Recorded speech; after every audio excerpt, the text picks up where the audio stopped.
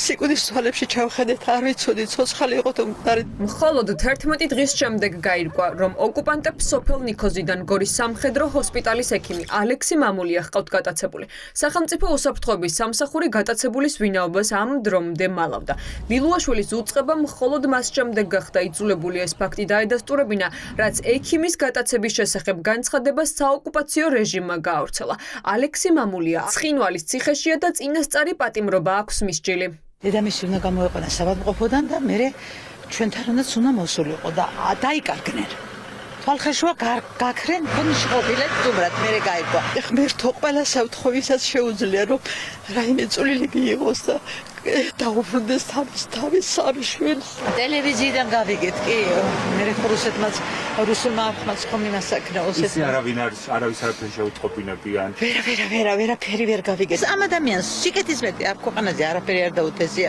თუ ექიმი იყო და თუ ისა ყველას მომსახურებას უწევდა იმისთვის რომ კარგად ყოფილიყო და გამოჯანმრთელებულიყო და ექიმის ვალი ეგ არის რუსია, ოსია, ქართველია ყველას მოემსახუროს და ეგრეთი ადამიანი იყო. ალექსი მამულიასთან ერთად უკანონო პატიმრობაშია ვანო ჯაფიაშვილი. საოკუპაციო რეჟიმი ორივეს ეგრეთ წოდებული საზღვრის კვეთას ედავება.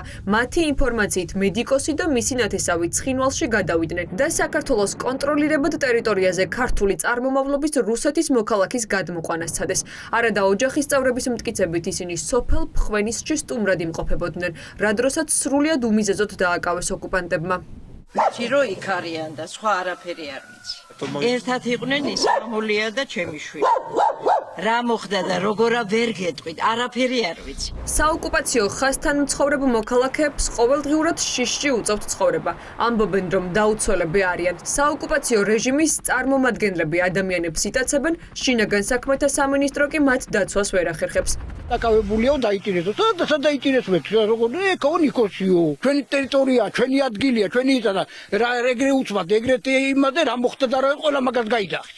ყველა მაგას იძახის. ვანოს ესეთი რაღაცა შემდგა. როგორ შეემთხვა ვანოს აღამოს დავინახე მეთქი რომ დარბაზში უნდა მოეგვარებინა. დარბაზის მეორე დღეს იყო წლის თავი მამისა.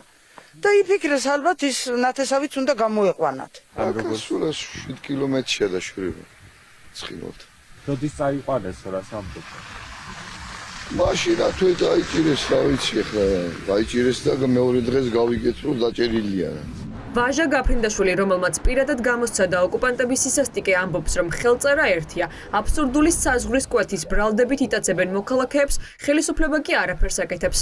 ეს იგი სუსის ტაქტიკა არის, რომ ერთი კვირა მიჩუმათება, რომ ეგ როგორმე მოგვარდეს და თვითონ დაიბრალოს, მაგრამ სამწუხაროდ ამ დაკავებების პრაქტიკას რო შევხედოთ, მხოლოდ რუსეთი როცა გაათავისუფლოს, მაშინ ხდება ამ მოქალაქეების დაბრუნება თავიანთ ოჯახებში. მთავრობა ყველა თავის მოქალაქეზე უნდა ზრუნავდეს.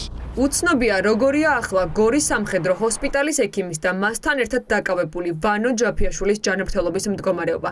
იყო თუ არა ზეწოლა ან მუქარა, თუმცა ამის შესახებ სახელმწიფო უსაფრთხოების სამსახური არაფერს ამბობს.